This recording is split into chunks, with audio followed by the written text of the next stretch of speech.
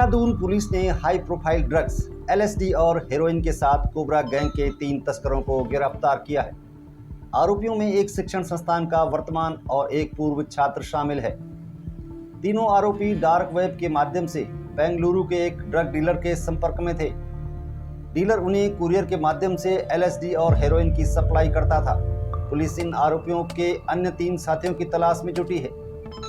प्रेमनगर थाना पुलिस को सूचना मिली कि कुछ युवक यहां पर एलएसडी की सप्लाई करने वाले हैं। पुलिस ने नंदा की चौकी पर बैरियर लगाकर चेकिंग शुरू कर दी।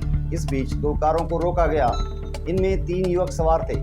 कारों की तलाशी ली गई तो एलएसडी की 2058 ब्लॉट्स बरामद हुई। इसके अलावा 6 ग्राम हेरोइन और एक इलेक्ट्रॉनिक तराजू भी मिला। आरोपियों के दोनों वाहनों को सीज कर दिया गया है। आरोपियों ने अपना नाम रजत भाटिया, शिवम अरोड़ा और क्रिस गिरोटी बताए। पूछताछ में आरोपियों ने बताया कि वे तीनों एक दूसरे से एक पार्टी में मिले थे। यहां उनकी अच्छी दोस्ती हो गई। इसके बाद वे कोबरा गैंग के संपर्क में आए। कोबरा गैंग ने उन्हें एलएसडी सप्लाई करने का काम दिया। इसके बाद तीनों शिक्षण संस्थानों में एलएसडी सप्लाई करने में लगे। रजत भाटिया बेंगलुरु के एलएसडी डीलर्स के डार्क वेब के माध्यम से संपर्क में आया और उससे कुरियर के माध्यम से एलएसडी मंगवाता है। क्रिस गिरोटी एक शिक्षण संस्थान का छात्र है, जबकि शिवम अरोड़ा पूर्व छात्र है। पार्टियों में ड्रग्स सप्लाई का काम रजत भाटिया के जिम्मे रहता है। पुलिस द्वारा जो है एक बड़े जो नेटवर्क है जो नशा तस्करी का, उसका भांडाफोड़ किया गया। पूर्व में भी अभी एक हाई तरह की मतलब अलग क्वालिटी तरह की यहाँ पर ड्रग्स का प्रचलन देखने को मिला था, जिसमें पूर्व में एक युगांडा की महिला है उनको भी गिरफ्तार किया गया था। साथ में 3 लोगों को गिरफ्तार किया गया था। इसमें कोबरा गैंग या कोबरा कोडवर्ड के नाम से इस तरह की चीज़ें यहाँ पर प्रचलित होना पाया गया था।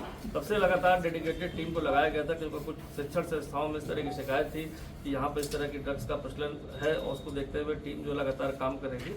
कल एक सूचना के आधार पर 3 लोग के उसमें अरेस्ट हुई है, जिसमें 2 सहारनपुर के निवासी हैं, रजत और शिवम, और बाकी एक लड़का लोकल यहाँ का है जिसकी अरेस्ट हुई है। इनसे जो है एलएसडी मिली है। तो एलएसडी जो एक हाई तरह की ड्रग्स है जो बहुत ही रेयरली यूज़ होती है, और उसमें जो है इंटरनेशनल मार्केट में अगर देखा जाए तो 2 करोड़ से ज़्यादा कीमत अभी जो वर्तमान में जो है एनसीबी द्वारा जो रेट है तो 60 लाख से ऊपर से ज़्यादा इसकी कीमत है। ये ब्लॉट्स के रूप में मिलती है। इसमें 2058 ब्लॉट्स मिले हैं, मतलब, और जो इनके अलग अलग मात्रा मिले हैं। साथ ही साथ 6 ग्राम हेरोइन भी बरामद हुई है।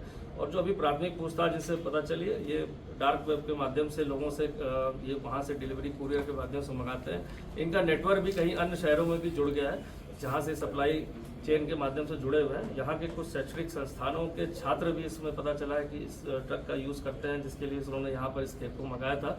पूर्व में एक बार भी मंगाया था। उन सबके नाम और इनसे जानकारी हमें प्राप्त हुई है पूछताछ में, जिस पर हम आगे की कार्रवाई करेंगे। तो अभी तक की एक हाल फिलहाल देखा जाए नई तरह की ड्रग, जो पहले हमने कोकीन और अन्य ड्रग पकड़ी थी, उसके बाद ये एलएसडी की बरामदगी इस लेवल पर देहरादून से हुई है। मेरे ख्याल से अभी एलएसडी की बरामदगी पूरे उत्तराखंड में इस तरह की इतनी बड़ी क्वांटिटी में नहीं हुई है।